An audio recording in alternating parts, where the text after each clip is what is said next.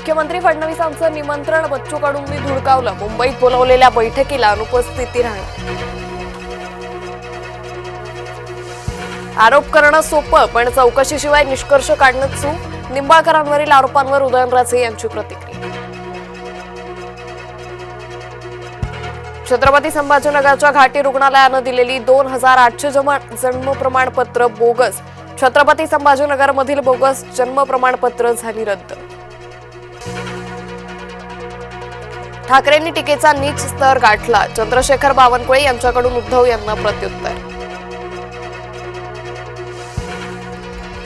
अमित शहा यांची तुलना महाअजस्त्र अजगराशी. निर्धार मेळाव्यात उद्धव यांची जीभ घसरली.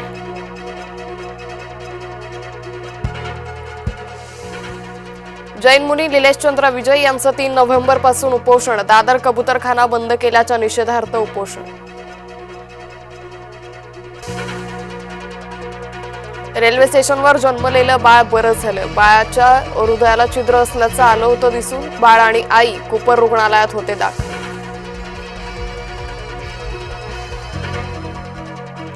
मनसेच्या मोर्चाचा पहिला टीझर आला. मुंबईत मनसेचा 1 नोव्हेंबरला मोर्चात ठाकरे बंधू पुन्हा एकत्र येणार. मुख्यमंत्री कुठल्या अधिकारात निंबाळकरांना निर्दोष ठरवतायत? सुषमा अंधारे यांचा फडणवीसांना थेट सवाल. फलटण बलात्कार प्रकरणी मुख्यमंत्र्यांचा दावा वादात. नागपूरच्या राष्ट्रवादी कार्यालयात लावणी दिवाळी. मिलन कार्यक्रमात वाजले की 12वर ठेका. पक्ष कार्यालयातील लावणीचा व्हिडिओ व्हायरल.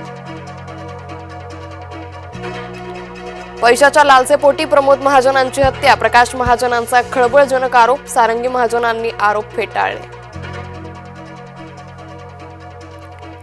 केंद्रीय निवडणूक आयोगाची मोठी घोषणा. SIRचा दुसरा टप्पा जाहीर. 12 राज्यांसह केंद्रशासित प्रदेशांचा समावेश.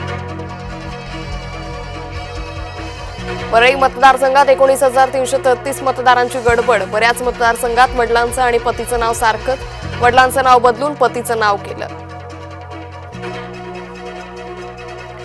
निवडणूक आयोगाविरोधात आक्रमक व्हा. 1 नोव्हेंबरच्या मोर्चासाठी ताकद लावा. राज ठाकरेंचे कार्यकर्त्यांना आदेश.